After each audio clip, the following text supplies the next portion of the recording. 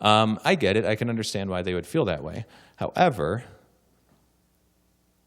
it's totally possible. And I think that there is lots of reason to have a lot of hope when it comes to especially an Asperger's diagnosis or an autism diagnosis. And it just takes a couple extra factors, a couple extra ingredients for that person to have a happy, fulfilling life, a joyful life. And the first three are these. The first three are love, understanding, and guidance. Now, it sounds really wise, and it is. I can't take credit for any of it. It's somebody else's. I stole those words from somebody else, from Hans Asperger. He's the guy who came up with those words in the 40s, and he was doing his research, and his research grant money was about to run out, so he's like, I better invent something. I'm just kidding. That's not what happened. It was all very legit. But he was observing this group of kids who would later, become the very population of individuals that we would describe as having Asperger syndrome. So, and then one day, by the way, just arbitrarily decide, no, actually Asperger syndrome isn't a thing anymore, so we're going to take it out of the manual. I can't believe it. Like, if this is an affliction, then I guess earlier last year I was cured. Like, my next book is going to be, I had Asperger's for like a couple of years. What a couple of years. Like, what a way to cure an ailment. Like, oh, it just doesn't exist. Just erase it. Cured the flu. You don't have the flu. You've got super cold mega syndrome with fever. Like, oh, okay. At least it's not the flu. Hate to admit that at a party. The heck was I talking about? Oh, so anyway, Hans Asperger, and he writes this really, it's really a very dry paper or whatever, and I read it if you want. It's good bathroom reading. It's written in Austrian, and then you get to the bottom of this thing, but he has this really poetic, humane, heartfelt quote. It's this beautiful sentiment, and he says, "Despite abnormality, people can fulfill their roles, especially if they find love, understanding, and guidance." And that's where I want to focus today, and that's where I hope people focus throughout their lives. Love, understanding, and guidance. He's right. I can point to specific times throughout my development in education, in the workplace, in my marriage for sure, and in my family where I was showered with love. I had understanding. People were offering me guidance. You can get very far. That's a great base to build from. It's a great foundation for life if you have love, understanding, and guidance. But that's not all. That's not all that it takes. That's all stuff, the resources, that's stuff that comes in that you can do something with. But there's a fourth piece that he left out, and I humbly submit that this should be something that's focused on very much too, is adaptability.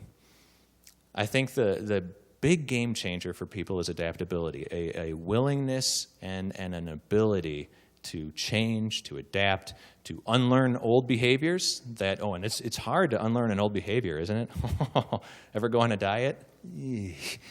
That lasts about 30 seconds. Like, you know what? No, just butter and bread and more bread and fruit and just forget it. I'm done. It's hard to unlearn an old behavior.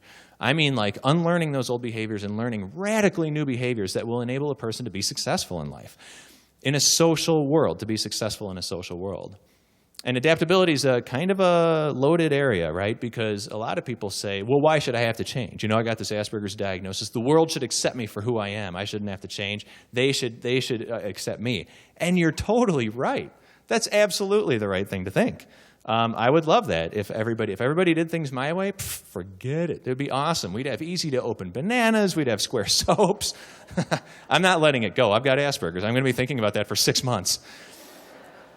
4 months from now, if you run into me at the airport in Salt Lake City and you're like, hey, how's that banana treating you? It's just going to renew my rage, and I'm going to be so mad about the whole thing. I'm like, I didn't get to eat, and I had to go talk to people.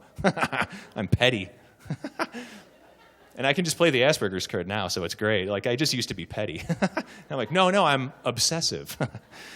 But a lot of people say that. They're like, well, why should I have to change? Well, you don't have to change. Man, if you can publish your manifesto, get everybody on board with your plan, if you can get 67 out of 68 people across the world to change and accommodate your every need, write that book, and I'll read it and take notes, because I want that too. That's good work if you can get it. All I'm saying is you don't change who you are. To be successful in a social world, to adapt, means to just learn the behaviors, learn the rules of the game, learn how the game is played, and then play it.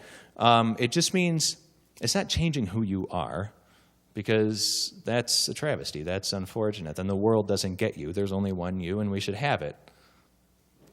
For most of you. Jury's still out on some people.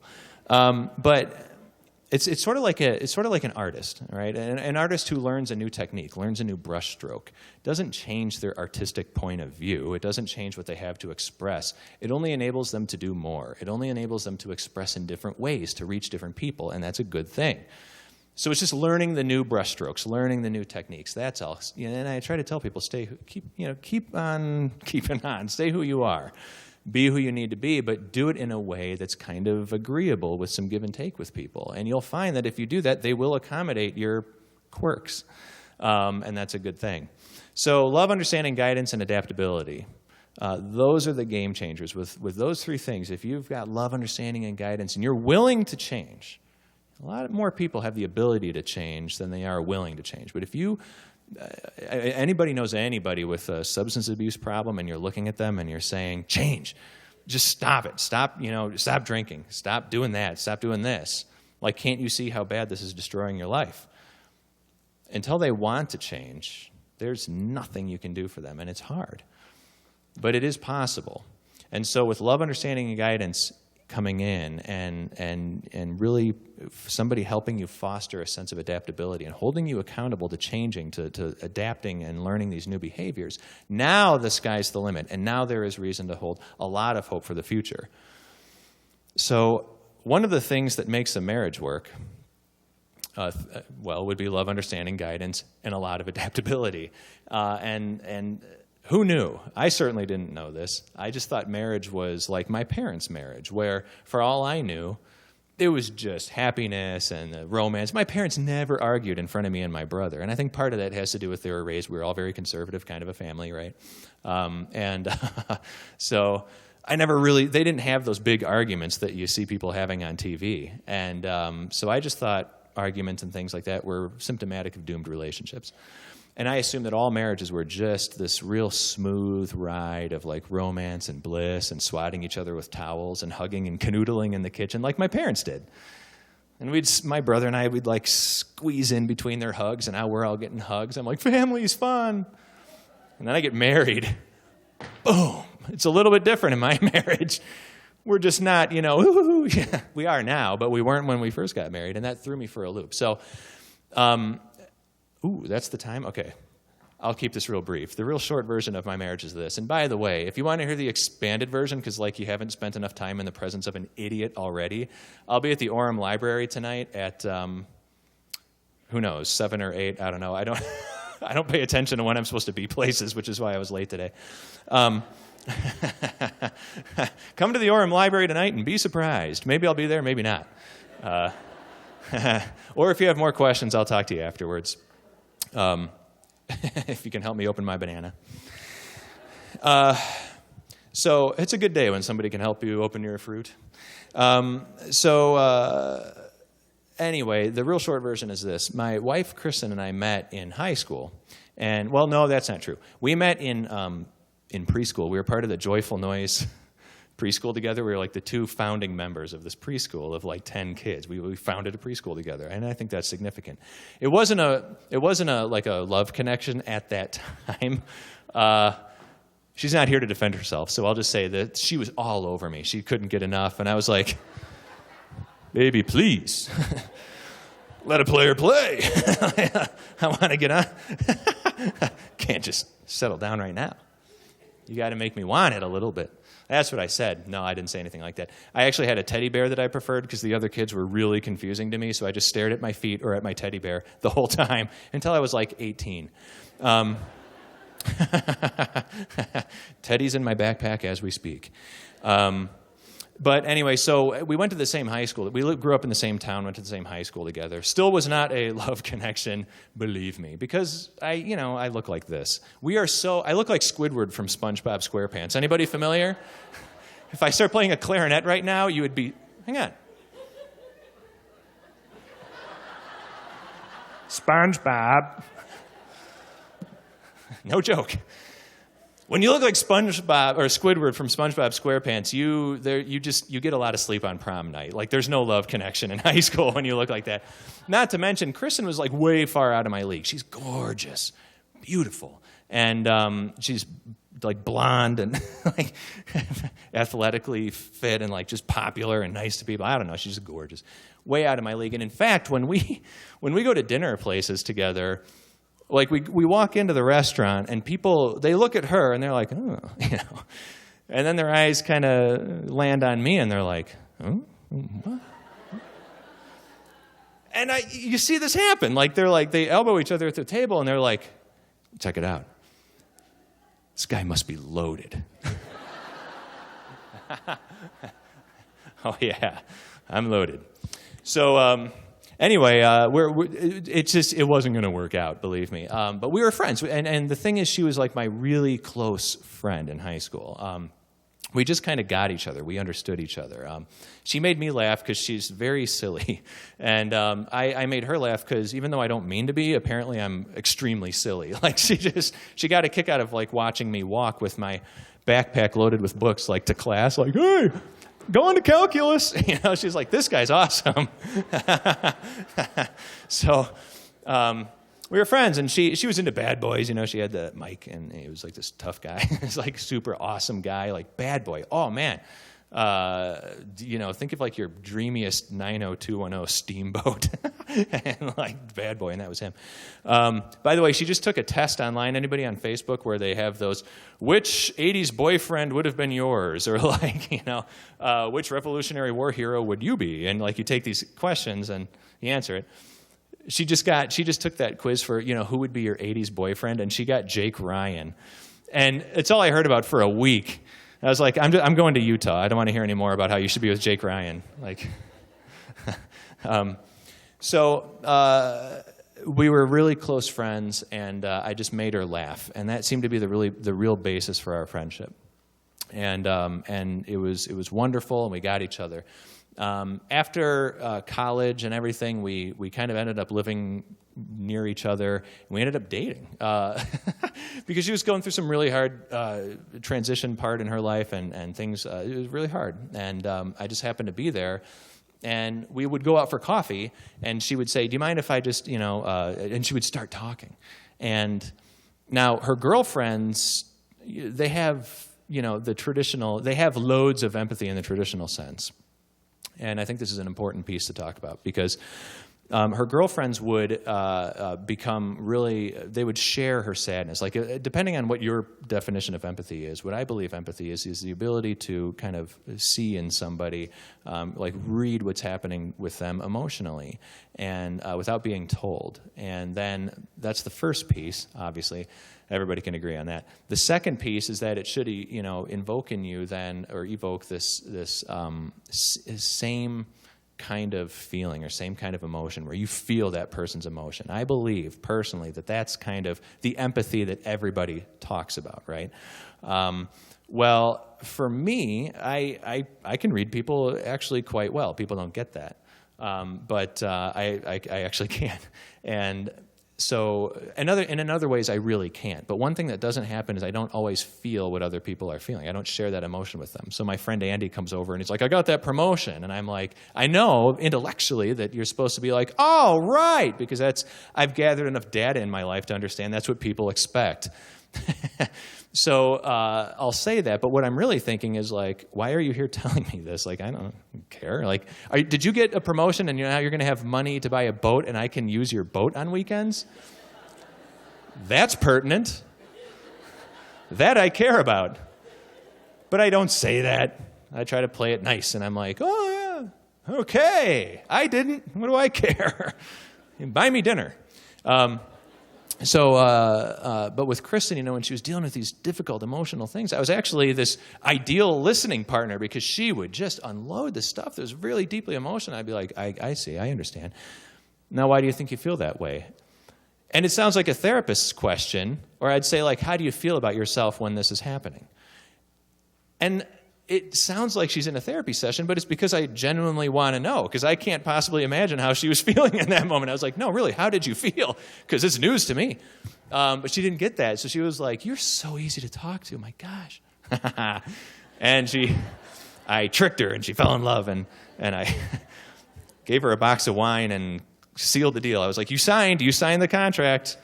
So we started dating, and I was always able to do really well, like making friends and dating and things, because I knew that any social interaction is just like wearing the right clothes for the job. If I showed up in a softball uniform today, you'd be like, he's our keynote, I'm leaving. I hate this. Like, what just happened here today?